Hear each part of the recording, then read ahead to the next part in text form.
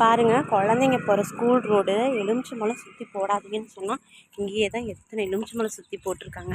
இதுதான் பசங்க போகிற தடங்க, ஸ்கூல் தடம். வரும் ரோடு என்ன லட்சணத்தில் இருக்குது. 2 பக்கம் காடு தாங்க.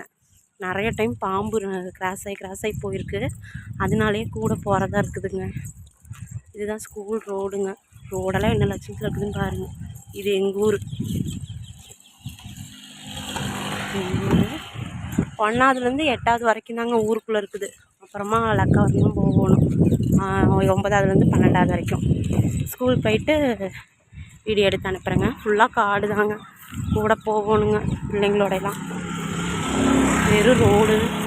இந்த பக்கம் பாம்பு நிறையா கிராஸ் ஆகிருக்குதுங்க. எப்பயாவது க்ளீன் பண்ணி வச்சுருக்காங்க. அப்போலாம் வெறும் காடு, முள்ளு காடு.